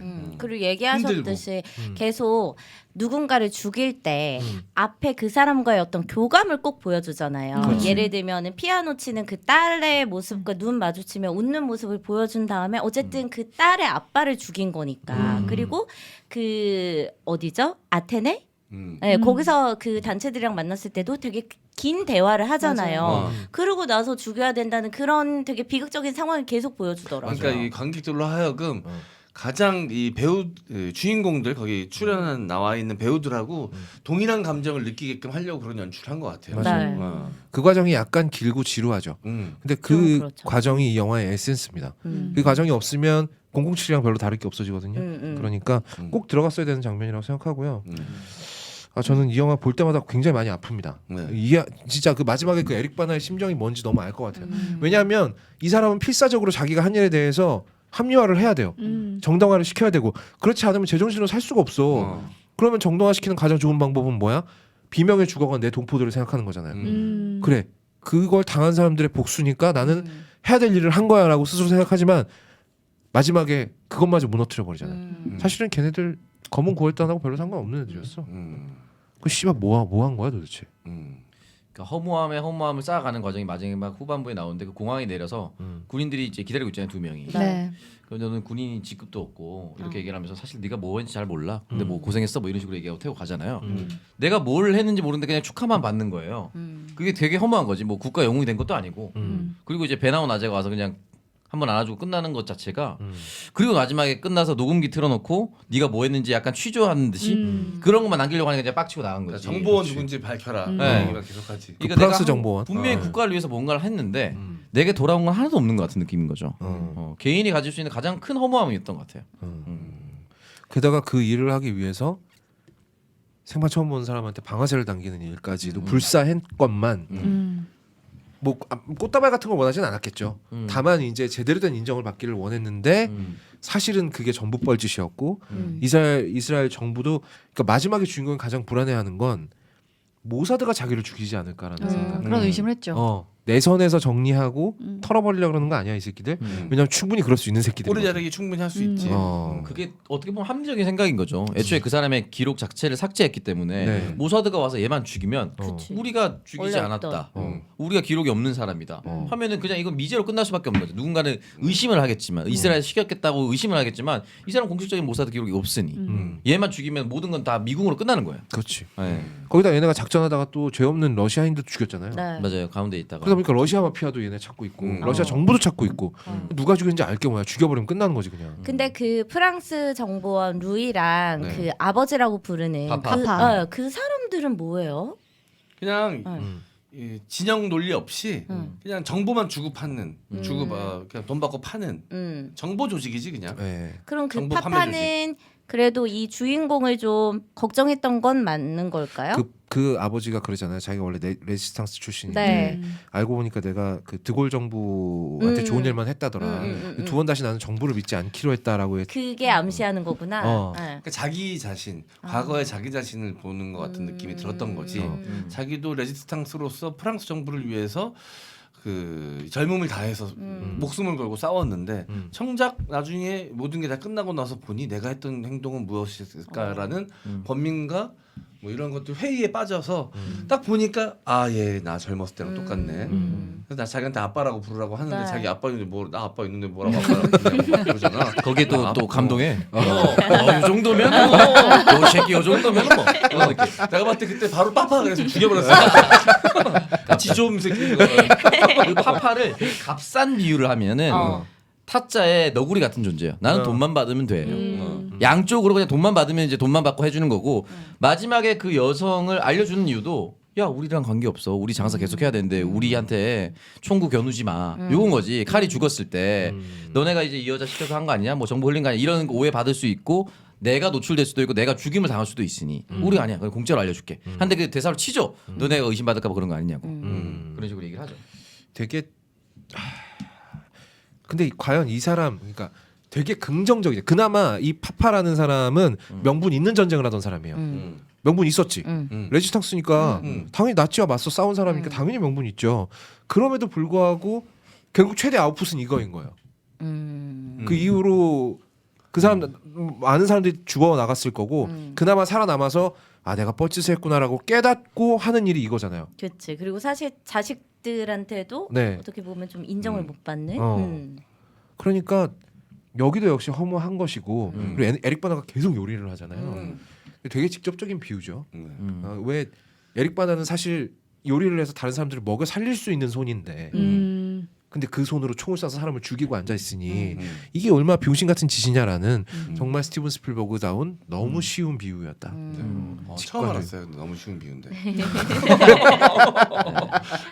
그냥 강박적으로 저렇게 요리를 하네. 뭐 나중에 스트레스 풀려고 하는 것 같죠. 네. 애초에 리더가 된 이유도 소고기 찹스테이크 잘 만든다고 합의추대 봤잖아요. 예. 처음에. 요리를 잘해서. 네, 이건 처음부터 끝까지 주인공들의 고뇌나 고민을 따라가는 영화라고 생각이 들고 처음에 이제 그 아재 죽이고 났을 때 기뻐해야 되냐 축하해야 되냐 요거로 서로 이제 옥신각신 얘기를 하잖아요. 그때 007이 제일 먼저 축하해야 된다고 얘기하죠. 춤추러가자. 춤추자잖아요. 어디 약간 빙고 캐릭터로 갑자기 나와가지고 바보 핏 바지. 바지부터 일단 좀 어떻게 했으면 좋겠어. 왜냐면 그런 캐릭터 사실 제일 먼저 죽을 줄 알았거든요. 나는. 네. 근데 마지막까지 끝까지 갔어 끝까지. 그것도 의미가 있죠. 제일 독한 새끼가 끝까지 살아남잖아요. 살아남은 새끼들은 다 저런 놈들이지 뭐. 네. 라고 스티븐 스필버거는 생각하고 있는 겁니다. 그러니 욕을 쳐먹었겠죠. 이스라엘 사람들한테. 알겠습니다. 이거는 이제 영화 밖 이야기이긴 한데 IOC의 무서움도 사실 이 현재 실제 사건 뒤에 또 있는 게 그렇게 대참사가 벌어졌는데 올림픽은 그냥 했거든. 그 와중에 그냥 했어. 추도식 한번 하고. 맞아. 돈에 환장한 새끼들이거든 IOC가. 지금 일본에서 올림픽 연 것도 보면 다 돈 때문이지 뭐. 그러니까요. 그때나 지금이나. 야 어떻게 그렇게 국가대표들 한 나라를 대표하는 국가대표들이 그렇게 떼죽음을 당했는데 그냥 추도식 한번 하고 계속 거기 남아서 경기를 해야 되는 선수들의 마음은 어땠겠어. 맞아. 근데 또 IOC는 맨날 그런 핑계 대죠. 이날을 위해서 노력해온 선수들을 그냥 집에 보낼 수는 없다. 매우 좋은 명분이죠. 면피하기 좋은 명분이죠. 이스라엘이랑 비슷해요. 네. 면피하기 좋은 명분 하나 세워놓고 사람 죽이는 거. 그리고 그 이스라엘 선수들 숙소 바로 옆에 우리나라 선수들 숙소였다 그래요. 아 실제로. 네. 그러니까 아예 동양이니까 다행이지. 맞아. 아예 신경 쓰지 않아. 비슷하게 생겼으면 우리도 우리 선수들도 희생될 수도 있어요. 맞아요. 그러니까. 그 진짜 또 유태인이랑 우리랑 의외로 비슷하거든요. 생긴 게요? 아니 얼굴 아니. 긴 사람들, 얼굴 길고 코 큰 사람들은 그래요? 우리가 왜 아랍 사람 같다 신현중 보고 맨날 그러잖아요. 그분은 누가 봐도 질라탄. 그분을 오히려 한국 사람이라고 해서 그래. 좀 어려운 부분이 있지 않나요? 그러네요. 내가 생각해보니까 이건 좀 말이 잘못 나갔습니다. 너무 드물어. 빠른 인정. 바로 인정합니다. 극히 네. 드물이죠. 이건 좀 그래요. 네, 죄송해요. 네, 그렇습니다. 네. 네. 정말 참혹한 역사고 지금까지 계속되고 있어요. 그래도 이 영화에서 저는 좀 유일하게 좀 밝은 느낌을 받았던 장면, 기억에 남는 장면이 있는데 그 이탈리아 책 읽어주는 그 사람 죽이고 나서 요원들 5명이 그 카페테라스 같은데 이제 한 명씩 이렇게 앉아가지고 서로 막 시덥잖은 농담 같은 거 하는데 그때 춤추죠. 뭔가 그 장면이 되게 예쁘더라고요. 여행 간지 오래돼서 여행 가고 싶은가 그러면. 여행 가고 싶은 거야. 저는 이 영화 보면서 솔직히 다른 것보다 유럽이 너무 가고 싶은 거예요. 아니 이참사 영화를 보면서도 여행을 야 하고 정말 있다는 뜬금 부분에 포인트다. 제대로 뜬금 포인트다. 네, 그럴 수 있죠. 나도 그 여자 총 맞아 죽는 집 보면서 수상가옥 한번 살아보고 싶다 생각했어요. 예쁘더라고요. 정말 예쁘더라고. 지금 어쨌든 전 지금도 안 죽였을 것 같아요 저는. 살아서 너한테 말 걸었을 것 같은. 네. 나의 장점이 뭔지 알죠 할 때 그럼 알지. 무슨 명분을 세워서라도 살려서 데리고 왔을 거야. 네. 그래, 일단 얘기해보자. 네가 다 그런 데 이유가 있겠지? 얘기해봐 일단. 저 맥주 하나 꺼내봐 일단. 나 칼 그 새끼 별로 안 좋아했어. 잘했어. 네. 알겠습니다. 예. 자, 뭐 이 영화 이야기는 뭐 이 정도면 거의 다 한 것 같습니다. 네. 그 중간 중간에 너무 힘들어서 영화가 재미없어서가 아니라 힘들어서 이 영화를 좀 쉬기도 했던 것 같아요. 저는. 가장 힘들었던 장면은 그 전화기로 아이 목소리 들렸을 때 아. 에릭 바나가 울 때 그때가 제일 감정이 좀 맞아요. 그렇죠. 에릭 바나 우는 연기 끝장나더라. 그리고 점점 피폐해져가는 얼굴 연기도 에릭 바나가 네, 맞아요. 얼굴이 점점 피폐해져가는 마지막에 얼굴 이렇게 볼이 그냥 쏙 계속 들어가는. 파여가면서 이 영화가 생각보다 잘 되진 않았거든요. 그러니까 잘 화제와 될 수 없는 영화지. 논란이 된 작품인 건 맞는데 음. 에릭 바나는 이제 스티븐 스필버거가 찍자고 하니까 네. 존나 올인을 했는데 음. 트로이로 높아진 명성을 그대로 이어가지는 못했어요. 그런 류의 영화가 아니었기 때문에 연기는 참 잘했는데. 그렇죠. 여기서 더 빛났는데. 작가는 어땠어요? 저는 갑자기 에릭 바나 말씀하시니까 정말 이런 역할에 너무 잘 어울려요. 맞아. 이런 유약한 그 흔들리는 눈빛, 고뇌하는 눈도 막 입안해가지고 고민이 좀 네. 많아요. 일단. 이게 정말 캐스팅이 완전 딱이었다 이런 생각도 들고 아니 뻘컵 기간에도 눈은 퀭할 것 같잖아. 그리고 뭔가 소눈이야 눈 자체가. 맞아요. 예. 그래서 우리가 킹덤 오브 헤븐에 에릭 바나 주인공이 올랜도 블룸 말고 다른 사람이 누구였으면 좋겠느냐 얘기했을 때 우리가 에릭 바나 얘기했잖아. 예. 그 댓글에 보니까 히스레저 얘기도 있던데 히스레저도 잘 어울릴 것 예, 같아. 맞아요, 맞아. 히스레저. 히스레저 괜찮다. 나쁘지 않네. 그리고 막 돌아왔을 때 훈장이고 뭐고 없어라고 했잖아요. 근데 만약에 훈장을 줬으면 다시 계속 쳇바퀴 돌듯이 이런 폭력 이런 영혼 삶을 없이? 계속 살았을 것 같아요. 음. 에릭 바나 오히려 막 불안에 떨지 않고 오히려 어쩌면 그러지 않았을까라는 생각이 들더라고요. 그렇게 목표가 없는 게 오히려 더 살아갈 뭔가 힘을 좀 안 준 못 받는 그쵸. 듯한 느낌. 동기가 없어지니까. 사실 에릭 바나가 되게 고뇌하는 척은 하지만 사람 죽일 때도 가장 먼저 앞장서고요. 네. 가장 리더라는 그런 탈을 쓰고 있기는 하지만 가장 적극적으로 이 일에 가담한 사람이에요. 오히려 다니엘 크레이 같은 경우에는 오히려 이런 새끼는 이용하기 쉽죠. 하루 날 잡고 그냥 그 뭐 저기 뭐야 뭐 유시민 작가 같은 사람이 하루 날 잡고 얘기하면 개종할지도 몰라요. 얘는 그 정도로 단순한 새끼인데 에릭 바다는 자기 안에서 계속 합리화를 하거든요. 어쩔 수 없는 일이야. 이건 내가 해야 되는 일이야. 이게 또 자기 아버지도 오사 출신이었고 이러니까 또 국가적인 소명 뭐 이런 것까지 겹쳐가지고 이 인물은 여기서 벗어나질 못해요. 여기서 칼이 그러잖아요. 당신 같은 유의 사람들은 맞아요. 도덕적인 딜레마나 이런 건 이겨낼 수 있는데 가만히 있는 건 못 참는 놈들이다. 인종이다라고 얘기를 하잖아요. 에릭 바나가 여기서 유약해 보이긴 하지만 가장 강철 같은 의지로 사람을 죽이는 사람이기도 해요. 네. 칼은 남자 보는 눈은 그렇게 했는데 여자 보는 눈이 없어가지고. 욕망이 가려서 그렇지. 여자 많이 안 해봐야 만나봤어. 된다니까. 여자 많이 해봐야 많이 돼. 해봐야 돼. 남자 보듯이 여자 봤으면 그렇게 안 그러니까. 뒤졌을 텐데. 그렇게 안 죽었겠지. 작가 얘기하다 말았는데, 예 그리고요. 아니 그런 생각이 들었어요. 만약에 이 캐릭터한테 훈장을 주고 막 너가 정말 위대한 일을 했어라고 했으면 또 떠돌아다녔겠죠. 맞아. 그 모사드의 그 지령을 받고 계속 그것보단 낫지 않았을까라는 생각이 들었어요. 왜냐하면은 이게 되게 현실 기반으로 한 영화이기 때문에 만약에 그랬으면은 제임스 본드가 됐겠죠. 그렇지. 다니엘 근데 크레이그가 아니라. 지난주에 007을 보고 이 영화를 보니까 되게 현타 오더라고요. 007 못 보겠더라고요. 그치. 그치. 어. 아, 다니엘 크레이그 너무 좋아하시는 분들은 이 영화 안 보게. 충격 먹었어. 근데 다니엘 크레이그 이런 역도 존나 잘 어울리지 않아? 잘 어울려요. 어울려요. 어머. 잘 어울리긴 잘 어울려요. 연기를 어. 일단 잘하니까. 근데 약간 이런 역할 많이 하셨던 것 같아요. 많이 007에도. 했어요. 그 로드 투 퍼디션에서도 그렇고 여기서도 그렇고 약간 이런 좀 찌질미 이런 것들이 기본적으로 잘 어떤 어울리시더라고요. 정석적인 매력이 아니에요. 맞아요, 맞아요. 근데 우리가 너무 그 007 이미지에 국한돼 있어가지고. 감독 얘기를 좀 했으면 좋겠어요. 그 스티븐 스필버그 영화가 정말 많잖아요. 네. 개인적으로 제일 좋아하는 영화 뭐예요? 아 한번 봐요. 저는 무조건 캐치 미 이프 유 캔. 네. 그냥 좋아요. No no no yes yes yes라는 명장면이 있는. 저는 고르자면 야 영화를 야동 보듯이 보면 어떡하냐 이 새끼야. 그 부정의 단어가 긍정으로 바뀌어가는 아. 그 미학이 있습니다. 레디 플레이어. 재밌어요 근데. 아니, 좀 놀라워. 아니, 스티븐 스필버그가 저런 영화를 찍을 수 맞아요. 있나라는 생각에 네. 저 노세한 감독이 저렇게 핫한 영화를 찍을 수 있나라는 생각에 저렇게 현대적인 영화, 미래적인 영화를 찍을 수 있다는 생각에 좀 놀랍긴 해. 내가 저는 자기가 진짜 몰랐어요. 게임하듯이 만들었다는 생각이 들었어. 건담 나오고 이럴 때는 야, 스티븐 스필버그 영화에 건담을 보게 될 줄이야. 건담을 보게 될 그러니까. 줄이야. 되게 잘 만들었어요 또. 소름 쫙 돋지. 어. 그게 리들리 스콧이랑 되게 공통점이지 않아요? 리들리 스콧 지금 80살이 넘었는데 계속 영화 찍잖아요. 벌써 다음 영화 벌써 개봉 기다리고 있어요. 지금 라스트 듀얼 말고 오. 찍어놓은 영화 또 있어. 그러니까 이렇게 계속 새로운 시류를 받아들일 줄 아는 사람이니까 이렇게 롱런하는 거죠. 야, 근데 진짜 작품이 너무 장난 아니지. 진짜 저도 레디 어마어마하구나. 플레이어 원 괜찮게 생각하고요. 일단 뭐 라이언 일병 구하기 뺄 수 없는 것 같고 어렸을 적에 너무 재밌게 봤던 영화이기 때문에 인디아나 존스 시리즈도 뺄 수 없는 것 같고. 레디 플레이어 1 찍다가 레디 플레이어 1 찍다가 CG 작업이 너무 오래 걸리니까 네. 잠깐 놀면서 찍은 영화가 더 포스트입니다. 아 이거 톰 행크스 나온 건가요? 네, 맞아요. 랑 메릴 스트립 나오는 영화죠. 그러니까 되게 뭔가 다양한 장르를 또 찍으셔가지고 네.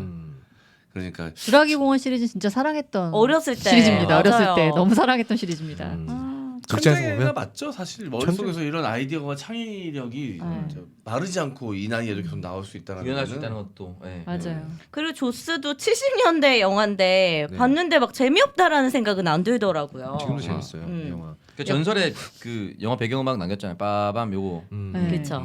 구니스 스티븐 스필버그 감독이네요. 네. 그게 뭐예요? 구니스를 몰라? 네. 아 진짜? 구니스 모르겠구나. 어. 그 되게 이것도 79년도 영화인가 너무 재밌는데. 85년도 영화. 구니스요? 네. 구니스. 어드벤처 이거 영물인데 감독이 아마 로버트 제미키스일 거예요. 각본은 스티븐 스필버가 아, 썼고요. 그래요? 네. 게임으로도 나왔어요. 맞아. 네. 게임도 많이 했는데. 네. 약간 스티븐 스필버거는 아 제작이네요, 제작. 네, 제작 2기로 나눠야 될 것 같아요. 쉰들러 리스트 전후로 나눠야 될 것 같습니다. 쉰들러 리스트 전에 스티븐 스필버거는 되게 밝고 아름다운 영화만 만들던 사람이거든요. 구니스, 뭐 E.T. 뭐 이런 영화. 그리고 뭐 레이더스, 인디아나 존스죠. 그리고 뭐 이런 영화만 백투더 퓨처 막 이런 영화 제작하다가 네. 물론 뭐 태양의 제국 같은 논란이 되는 영화도 만들긴 했습니다만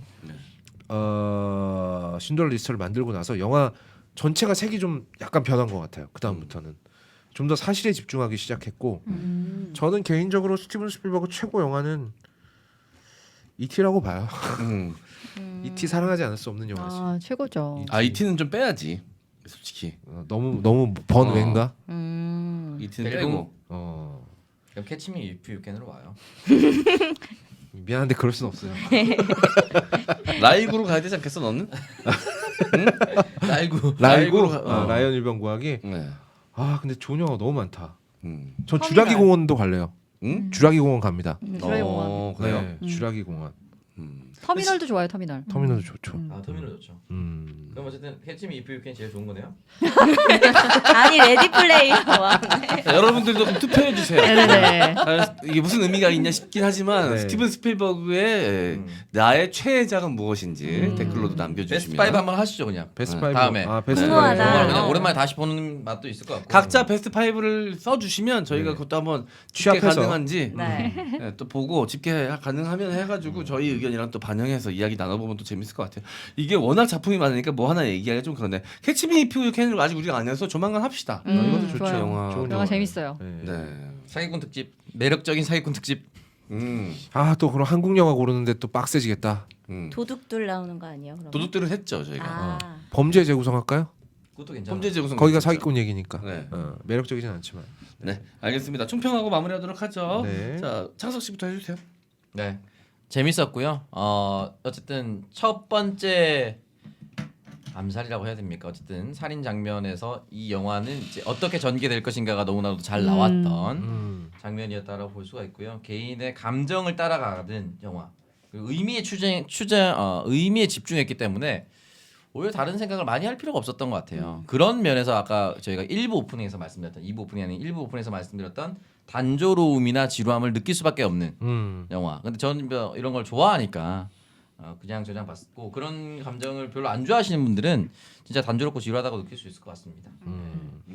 남산의 부장들보다는 조금 떨어진다는 느낌이 들어서 저는 왜냐면 그냥 남산의 부장들은 워낙 한국적인 소재라고 생각을 해서 7.5점 드리겠습니다. 네, 정민여 씨.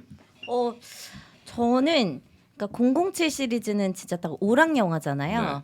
근데 그렇게 선호하는 영화는 아니거든요. 음. 근데 요 영화는 그럴 것이라고 생각하고 봤는데 그렇지 않아서 반전 매력이 있어서 좋았고 초반에 한 10분 정도는 좀 힘들었어요. 막 그렇게 서로 죽이는 장면 많이 나오고 뭔가 영화가 재밌을 것 같지가 않은 거예요. 초반에 원래 그럴 수 있어. 초반에는 되게 재밌을 것 같은데 뒤로 갈수록 힘이 빠지는 영화 있는 반면 얘는 오히려 처음에 나 이렇게 2시간 반을 어떻게 버티지라는 생각을 했는데 에릭 바나가 딱 등장하는 순간 그의 어떤 피지컬적인 거 빼고서라도 네네네. 그 줄거리 자체가 내용 자체가 너무 좀 딥하지 않아서 그래서 좋았기 때문에 저는 한 8점, 7.5점, 8점. 아 꽤 높네요, 애매하다. 네. 높네요.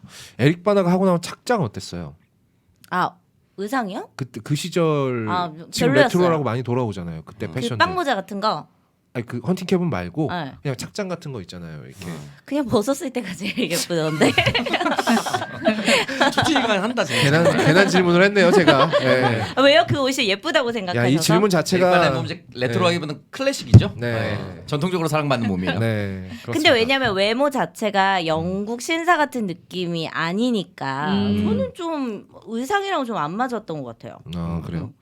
저는 이때 옷차림이 되게 예쁘더라고요. 이상하게 제 취향이에요. 이런 네. 스타일 약간 복고 느낌 나는. 조끼 같은 거 입고 근데 그러잖아요. 네. 내 생각에는 너랑 가장 잘 안 어울리는 바지가 부츠컷일 것 같은데. 아, 그러니까 나 상상했어. 좋아할 수 있잖아. 나한테 어울리는 것만 좋아해야 돼. 그럼 나 좋아할 수 있는 거 몇 개 안 돼. 아니 네가 나팔바지 입은 거 상상하니까 너무 미안한데 너무 추해. 너나 나 같은 재영은 나팔바지 입으면 안 되거든. 그러니까 닿을 수 없으니까 좋아하는 거야. 고창석 씨 같을 것 같아. 우리 중에 제대로 소화하시는 사람 몇 명 없어요. 공유 정도는 돼야 소화하죠. 네, 딱 공유가 어울린다. 그 공유가 딱 의상은. 어울려. 길쭉길쭉 해야지 뭐. 근데 이제 약간 진짜 내가 닿을 수 없는 곳이니까 보는 거 좋아해. 그리고 내가 또 좋아하는 패션이 대공황기 패션이 있어요. 대공황. 뭐죠? 어떤 그 패션이죠? 중절모 쓰고 그런 거. 다 착장 다 하고 끝에 바바리 코트까지 입는 잠깐만 거. 오창석 그 여자 킬러 암살하는 장면 왜 자꾸 보려고 야, 생명 존중이라든지 네. 이런 것들이 계속 느껴지네요. 저 여자의 생명만 존중하는 것 같은데요 지금? 그렇죠. 유독 유독 이 생명의 아. 안타까움이 느껴집니다. 네. 대공황기 패션이 딱 진짜 내가 제일 선호합니다. 그때 너무 멋있지 않아요? 멋있죠. 저도 그런 스타일 좋아합니다. 보는 걸로는. 왜냐면 그때 뭐 옷에 라인이 많이 들어가 이렇게 바지 같은 경우도 좁아졌다가 다시 넓어졌다가 이러잖아요. 네. 근데 그런 많은 라인들이 구현되기에는 우리 다리가 너무 짧거든. 우리 금방 넓어져야 돼. 금방 좁아졌다 금방 넓어져야 되거든. 너무 현실에 붙이지 마. 판타지잖아. 아니 생각 좀 하겠다는데 뭘? 바지가 너무 바빠. 늘어나야 되는데. 바지. 그래 핏이 우리 너무 바쁜 거야. 그래 우리가 입으면 기지바지 되지. 사실상 아는데 모래시계예요. 좁아졌다 바로 껴주는 그때 입은 여자들 드레스나 그런 것도 되게 제가 개인적으로 좋아합니다. 네. 근데 컬러는 좀 우중충하다. 컬러는 확실히. 네. 맞아. 대공황 때 화려하게 입고 다니면 쌍년 소리 들으니까 그때는 어쩔 수 없어요. 네, 저는 일단 아까도 잠깐 얘기했지만 스티븐 스필버그 감독이 이제 유대인 중에서도 주류의 입장에서 네, 이런 완전 영화를 센 주류죠. 만드는 게 사실 쉬운 일이 아니다 얘기를 했잖아요. 그래서 뭐 이스라엘이나 팔레스타인 어느 쪽에 치우치지 않고 영화를 이렇게 만들어낸 거 그러면서도 관객들한테 좀 마음에 와닿게 메시지를 던진 거는 너무 좋았습니다. 너무 좋았다는 생각이 드는데 그 영화가 일단 제가 좋아하는 톤이 아니고요. 아 톤이 좀. 맞아 네. 맞아. 제가 정말 솔직히 고백하면 저는 이게 좀 그냥 어쩌다가 정말 재미있는 영화를 보고 싶다라거나 뭐 이렇게 하지 않으면 제가 그냥 편안하게 추구하는 영화는 약간 프리가이 이런 스타일이에요. 프리가이. 네, 그런 영화 좋아하거든요. 그래서 그 톤이 일단 제가 좋아하는 영화가 아니고 게다가 뭐 재미없다고까지는 아닌데 지루해요. 지루한 건 사실이에요. 지루합니다. 네. 그래서 한 번에 끝까지 기노흡으로 보기에 저는 쉽지 않은 영화라고 생각했어요. 극장에서 처음 볼 때도 재미없었는데 지루했는데 이번에 볼 때도 좀 그랬거든요. 그래서 뭐 약간 이런 영화 안 좋아하시는 분들께는 저는 추천까지는 잘 모르겠어요. 안 맞을 수 있어요. 이게 우리도 그러니까 저도 방송이니까 봤지 만약에 이게 영화 리스트에 있어 그럼 절대 손안 가는 영화. 클릭 안 하는 영화입니다. 약간 요거는. 그런 느낌이긴 네. 했어요. 하지만 좋은 영화이면 틀림없다. 맞아 그래서 맞아. 나도 딱 그치? 요 감정이야. 좋은 그치? 영화인 건 알겠어. 그래서 너무 낮은 점수를 줄 수 없고 네. 또 거장의 또 작품이고요. 아, 좋은 그치. 영화라는 건 알겠으니까 저는 한 네. 7점 타겠습니다. 아, 네, 7점. 거장 이름 많이 쳐줬네요. 네. 이름값 많이 쳐준 7점 거예요. 탑니다. 용봉탕 같은 느낌이에요. 용봉탕이요? 몸에 좋은 건 알겠는데 못 먹겠는 어. 거. 안 먹고 싶어. 그냥 있으면 남 줄 것 같아. 내가 좋아하는 사람, 좀 건강 관리가 적절해, 필요할 것 같은 적절해. 사람한테 줄 것 같아. 근데 내 입에 들어가긴 쉽지 않아. 적절합니다. 네. 잠깐 잠깐 갈등하는 것 같은데요. 그냥 딱 이런 느낌이 좀 힘들고 아팠어요. 음. 그래서 저는 그냥 한 번에 쭉 보기는 했는데 이상하게 또 근데 저는 좀 다르게 전 또 볼 것 같아요. 그러니까 그런 영화들이 있어요. 그냥 내 취향인 영화들이 있는데 이렇게 나를 힘들게 하지만 내가 오히려 더 힘들 때 개인적으로 힘들 때 보게 되는 영화들이 있지 않아요? 막 힘들 때 꼭 막 오락 영화를 본다고 이게 그치. 해소되지 않고 오히려 더 힘든 영화를 그쵸. 봐서 뭔가 그냥 울기도 하고 막 이럴 때 보고 그냥 그 싶은 감정에 영화예요. 푹 한번 빠져보고 싶은 아 네. 진짜. 욕망이 들 때가 아니, 근데 있어요. 그 정도로 이게 감정적으로 너무 힘들게 하긴 하더라고요. 힘들고 외로울 때 낼 노래 듣는 거나 마찬가지죠. 맞아요. 나는 힘들 때는 이별하고 진짜 이별 노래 듣는 거라. 무조건 어드벤처 이런 거, 주토피아 이런 거 봐야 돼. 강제로 그렇구나. 부모시키는구나. 어. 프리가 이런 거 봐줘야 됩니다. 프리가이 너무 마음을 편하게 해주더라고요. 프리가이 좋은 영화예요. 너무 좋더라고요. 나도 재밌게 잘 봤어. 그래서 몇 점? 그래서 때때로 볼 것 같은 영화다라는 느낌이 들었는데 추천하고 싶진 않아요. 이거는 그러니까 함부로 꼭 보세요 약간 이런 영화는 아니라서 전 7점입니다. 네. 저는 어느 정도 제 취향에 부합하는 측면이 있어요. 제가 정통 에스피오나지물 좋아한다고 이건 정통에 했기 가깝죠. 때문에 네. 이게 굉장히 현실적인 에스피오나지물이기 때문에 그런 현실적인 느낌, 실제로 저랬을 것 같다라는 느낌을 좀 전달받는 걸 좀 좋아하거든요. 그래서 그런 측면에서는 굉장히 취향에 부합하는데 몇 번을 이번에는 좀 끊어서 봤어요. 많이 힘들더라고. 처음 볼 때보다 힘들지. 처음에 봤을 때는 내가 많이 어릴 때니까 그 주인공의 그 심리적 괴로움을 다 100% 내가 다 공감하지 못했던 것 같아. 근데 이제 그 사이에 시간이 좀 지나면서 내가 역사 공부도 좀 더 하게 되고 우리나라의 정치 상황과도 대입해 보기도 하고 이러면서 좀 더 많이 감정이입을 하게 됐나 봐. 중간중간에 좀 많이 힘들더라고. 여러 가지 생각을 들게 하고 그래서 재미와는 별개로 중간에 한 두세 번 끊어서 봤습니다. 그래도 어쨌든 제 취향에 부합한 영화인 것만큼은 사실이기 때문에 높은 점수를 안 줄 수 없고요. 8점 드리도록 하겠습니다. 창석이? 됐죠. 제일 먼저 네. 했어요. 아 제일 먼저 했어요. 자꾸 저는 이런 생각이 듭니다. 지금 이제 대선 시즌이고 분명히 또 이제 상대방을 증오하는 네. 내용의 컨텐츠들이 유튜브에 많아질 거예요. 사실 우리라고 해서 죄송합니다. 저 민주당 경선 끝나기 전까지만 해도 서로 얼마나 피 터지게 싸웠습니까? 근데 결국 이 증오의 뿌리를 내가 얼마나 알고 있나를 좀 생각을 한 번쯤은 해봐야 되지 않을까 싶어요. 물론 합당하다고 보는 면도 제 안에 분명히 있습니다. 자신들이 너무 심한 짓을 했지라고 생각하는 점도 분명히 있는데요. 그 증오가 정말 나한테서 태어난 게 맞나? 누구한테 주입받은 거 아니야? 라는 생각을 미워하긴 되게 쉬워요. 미워하는 건 한 줄이면 됩니다. 그럼 그 임신 중 섹스 장면이 주입 장면인가? 아 또 주입을 하는 그 이후 세대에게 다시 휴먼 또 주입 장면인가요? 그 아빠가 갖고 있는 강박을 그대 후세대에게 전달하는 그럼 진짜 끔찍한 애가 나오겠는데. 갑자기 그런 이미지가 떠올랐어요. 지금 그래서. 맞아요. 근데 거기서 대가 이어진다는 느낌도 분명히 있죠. 그 증오가 어디 가겠어? 네. 걔한테 가겠지. 그래서 미워하는 건 정말 쉬운데 제가 물론 유튜브에서 혐오 콘텐츠를 만들고 있는 사람이 이런 얘기를 하는 건 좀 그렇습니다만 한 번쯤은 생각을 해봐야 되지 않을까. 그러니까 우리가 덮어놓고 미워하는 사람들, 물론 지금 전두환 찬양하시는 분은 분명 이유가 있어서 미워하는 거예요. 그런데 전두환 찬양하시는 분 있잖아요. 그분은 뭐 인스타에 올린 사진이나 이런 거 보면 미워할 만한 이유가 충분해요. 우리나라에 사는 국민이라고 한다면. 그런데 그거 외에 다른 사람들에 대한 증오가 혹시 내가 어디서 주입받은 것은 아닌가라는 걸 한번 돌아보기 위해서라도 그 결과가 얼마나 끔찍한 일로 벌어지느냐에 대해서 한 번쯤은 생각할 필요가 있는 것 같아요. 그냥 싫어하는 것과 공부를 통해서 알게 된 것을 통해서 싫어하는 건 좀 다르죠. 네. 우리가 이 영화 보면서 저 비용신들은 왜 싸우고 지랄이야? 사이좋게 반 나눠 먹거나 하면 될 일이지라고 쉽게 생각하잖아요. 근데 그걸 우리한테 한번 그 잣대를 들이대보라고.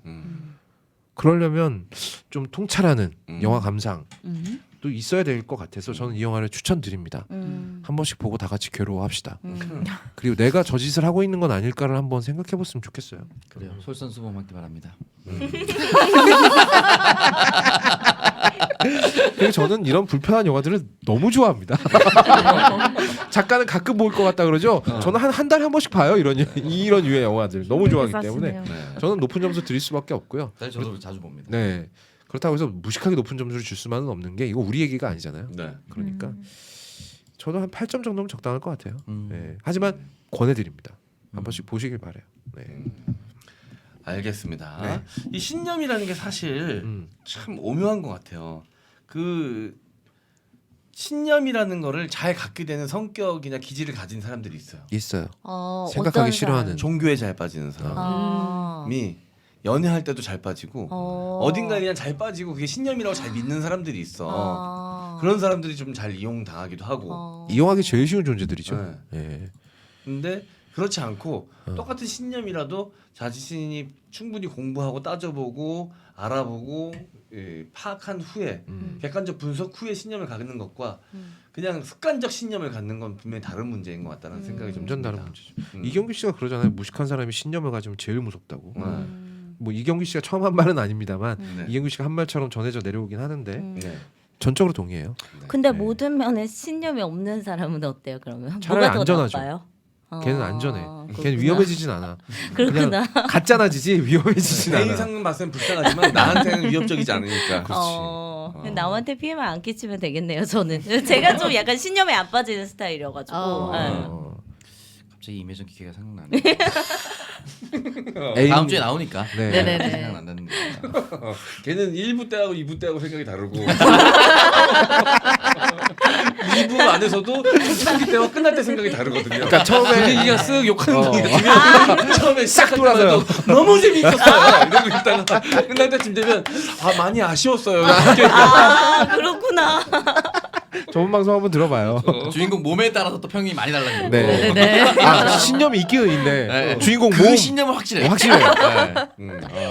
매력적인 캐릭터예요. 그럼요. 네, 처음엔 많이 의아했는데 보면 볼수록 나름 매력적이에요. 약간 그런 거예요. 그 저기 신념 같지 않은 이상한 신념이 있어요.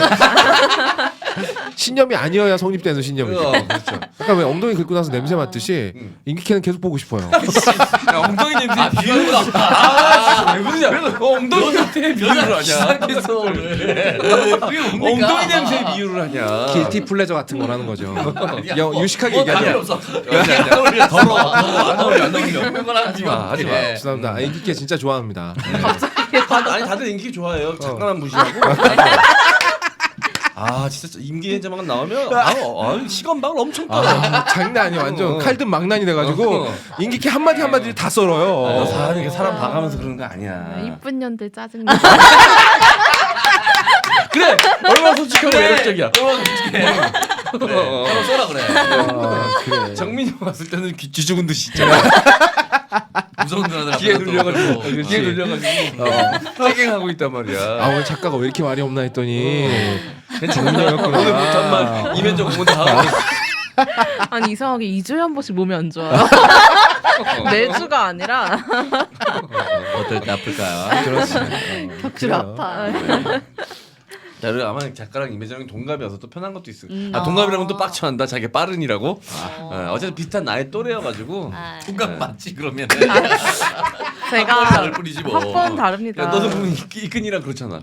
아니 저는 그런 거 없잖아요. 저는 말씀드렸다시피 그 족보 꼬이는 걸 제일 싫어해서 동갑은 맞지. 근데 학번이 다를 뿐이니까 난 형이라고 하는 거예요. 그러니까 학번 다른데 형이라잖아. 저도 09학번 거기 19학번. 야 근데 네가 형이라고 하는 게 족보가 꼬이는 거 아니냐? 동갑인데 왜? 그러니까 학번이 나보다 높아서 빠른 86이거든요. 같은 이근영이. 학교도 아니잖아요. 뭐 그렇긴 하죠. 근데 이제 제가 원래 그냥 그걸 싫어요. 이근영은 주로 친구들이 85일 거 아니에요. 아 근데 저도 제가 91인데 제 친구들 다 90이거든요. 근데 저도 91이랑은 친구 안 해요. 근데 손하나님도 저랑 똑같은 생각 갖고 계시지 않아요? 저요? 80이랑은 좀 친구 안 한다. 이런 그렇게 이렇게 말씀하신 걸 이 그치? 자리에서 제가 들었어요. 거업이 80이라 그랬을 때 되게 눈빛이 오묘했어. 근데 난 그것도 모르고 너 친구 먹으셨네. 야, 그럼 친구인데 너랑 친구 먹고는 나는 어떻게 된 거야? 우리 98학번이잖아. 아 이것 봐. 그런 거 그 나이 얘기하면은 오빠라고 얘기해. 오빠지. 한 살 야, 많지. 그러면 저번에 이제 44살이다. 뭐야 그게 이상하잖아. 그러니까 이렇게 왜 괜히 빠른 충이라고 불리는 게 아니야. 내가 봤을 때 모사드가 한번 마음 먹고 빠른 애들 다 그거 못 사드가야 돼. 더 멀리서 빠른을 온다. 막기 위해서 그래서 그거 얘기했었잖아요. 3, 4월에는 섹스 금지해야 됩니다. 왜? 왜죠? 빠른으로 태어날 테니까 그쪽에 섹스하면. 요즘 이제 그런 거 없으니까. 네. 네, 빠른이고 나발이고 없습니다. 아 그러고 보면 참 M장이 속이 넓어요. 친구 선생님들 나랑 친구해 주잖아요. 아 왜냐면 난 또 재수해가지고 내 동기들이 또 다 80이야. 음. 심지어 그 빠른으로 들어온 애들이 있을 거 아니야. 내가 재수해서 들어간 그럼 9학번에 2살 차이네요. 2살 차이야. 근데 네. 난 걔랑도 친구 먹었어. 81년생인데. 아 그럼 학번 소문선이 제일 빠른 거예요? 98. 아 그렇네. 음. 99구나. 또 갑자기 하대하는 야, 오묘하다. 아래구나. 야. 나보다 아래구나. 야 말을 많이 걸었네. 아, 대학 학번이 뭐 인생에서 얼마나 중요한 지표라고. 후배였네. 나는 98도 갖고 있고 99도 갖고 있는 거지. 98도 있어요? 오빠는 어떻게 있어요? 전안 단수했어요? 네. 아. 야 존나 애매하다. 아, 진짜 진짜. 애매한 라인을 타고 있다. 아 그래요. 제주기 저거. 어쨌든 뭐 아무 의미 없습니다. 네. 그리고 사회 나오면요 한 2-3살 차이까지는 친구 먹어도 된다 봅니다. 저는. 그럼. 네. 그런 식으로 내려오면은 다 친구다니까. 예전에 10살까지 친구라고 했단 말이야.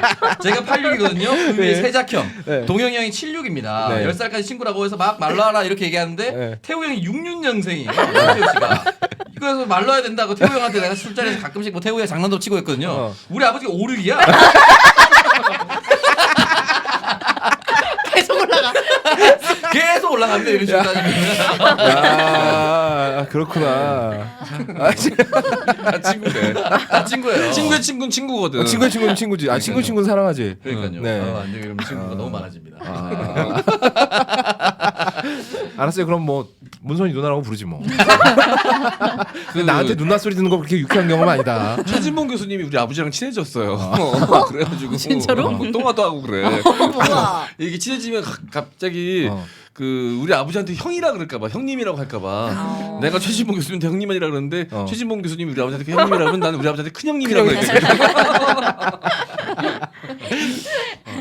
아 이상해. 아 이상해. 아주 죽겠어. 아 우리나라도 그냥 다 반말해야 돼. 존댓말 없애버려야 돼 씨발. 그래? 반말해. 안녕. 반말해. 그래 한번 해. 그래? 야, 이거 사장님이 시켜서 한 거.